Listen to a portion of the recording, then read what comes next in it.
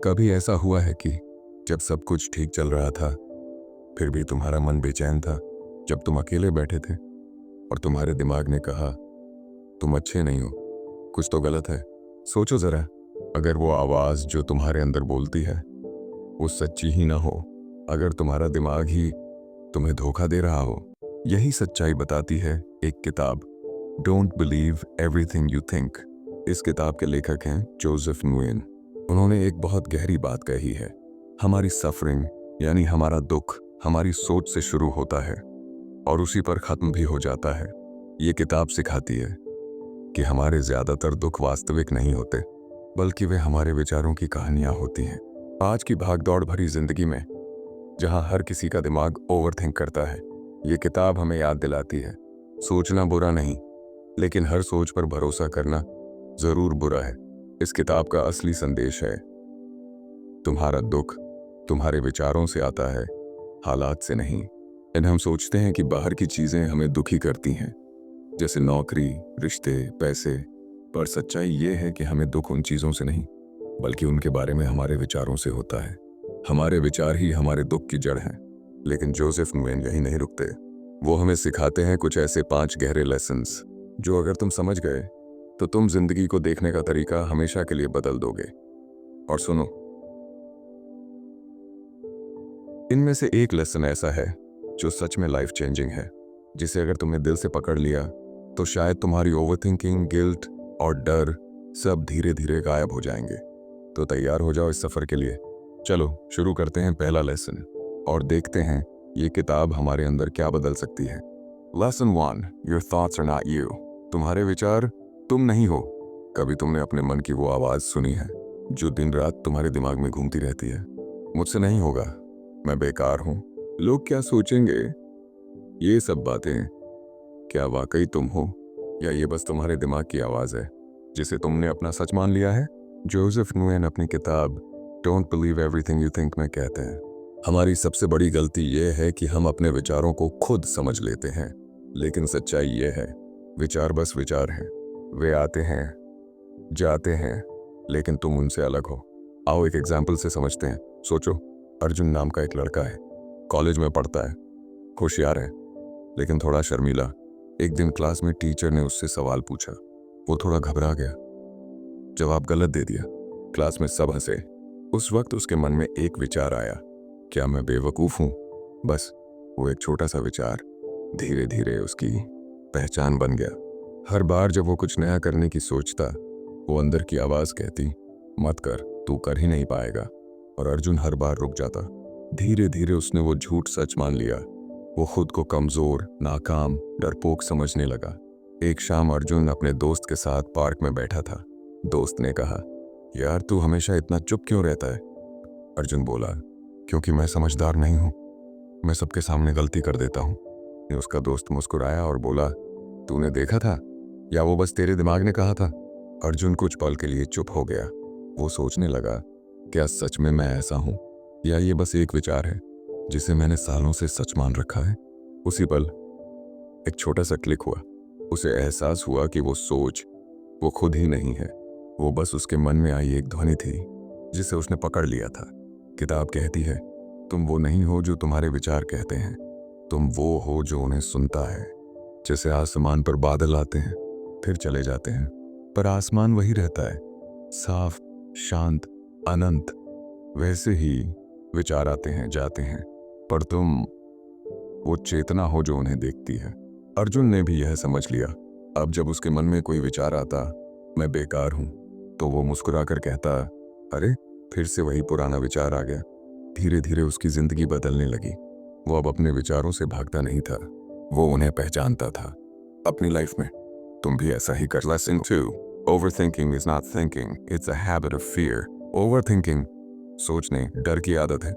पिछले लेसन में हमने जाना कि तुम्हारे विचार तुम नहीं हो, तुम वो चेतना हो जो उन विचारों को देख रही है।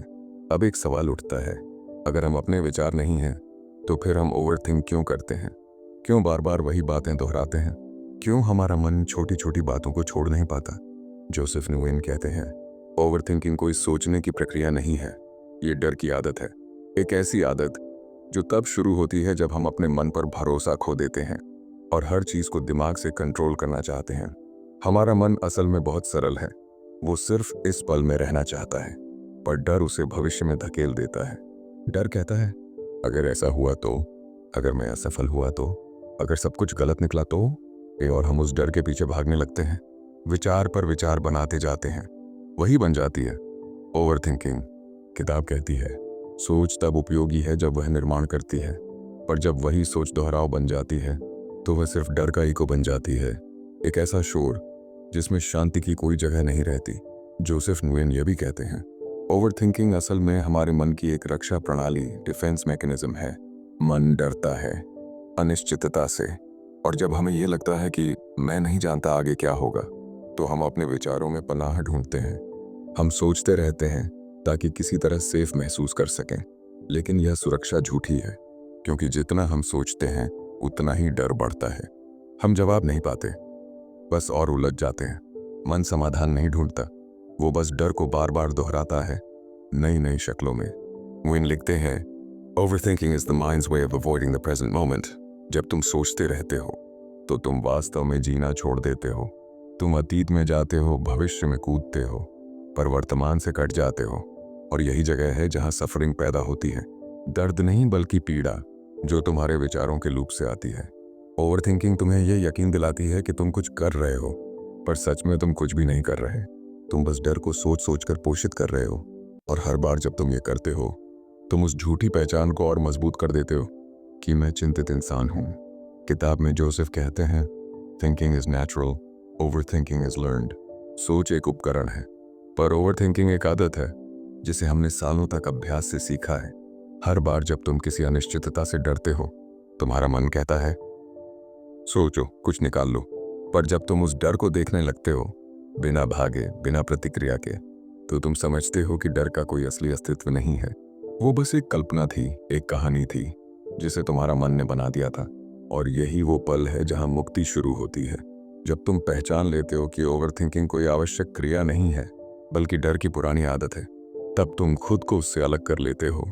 उस वक्त मन शांत नहीं किया जाता, वो खुद शांत हो जाता है, क्योंकि अब उसे कुछ कंट्रोल नहीं करना होता।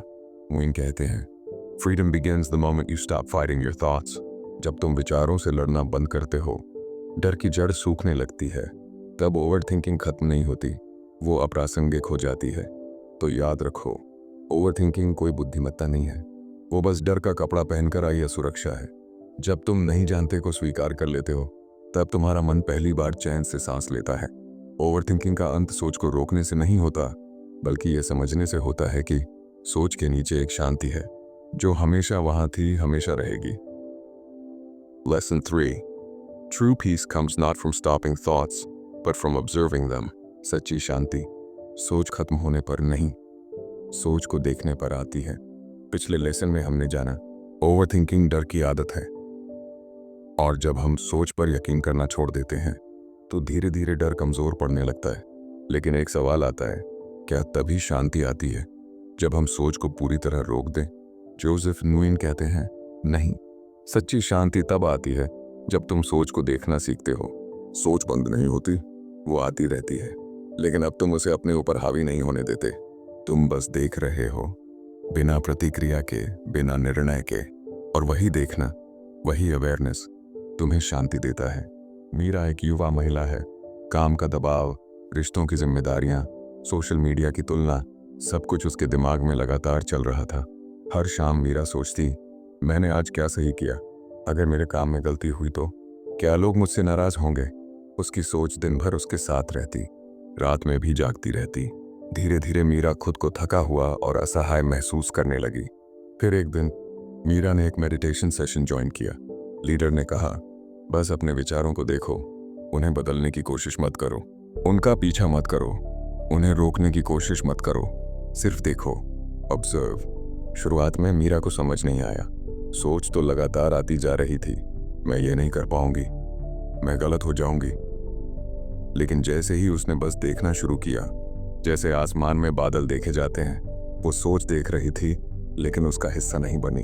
धीरे धीरे कुछ अजीब शांति आने लगी। वो अब सोच के साथ नहीं लड़ रही थी, वो सिर्फ देख रही थी। अरे ये सिर्फ एक विचार है। और उसी अवेयरनेस में उसका तनाव हल्का होने लगा। पहली बार उसे महसूस हुआ, मैं अपने विचार नहीं हूँ, मैं उनके देख रेख करने वाला कॉन्शियसनेस हूँ। जोसेफ मुइन कहते हैं, हमारा दिमाग हमेशा सोचता रहेगा, लेकिन अगर तुम सोच को अपने ऊपर हावी नहीं होने देते तो शांति खुद ब खुद आती है। वो लिखते हैं, true peace is not in stopping your thoughts, it is in watching them without attachment. मतलब शांति के लिए जरूरी नहीं कि हम सोच को रोक दें, हम सिर्फ इतना सीखें, सोच को देखना, समझना और उसे हमारी पहचान मत बनने देना। सोच की हर लहर आती है, कुछ बड़ी कुछ छोटी, लेकिन जब तुम ऑब्जर्वर बन जाते हो तब हर लहर तुम्हें हिला नहीं सकती।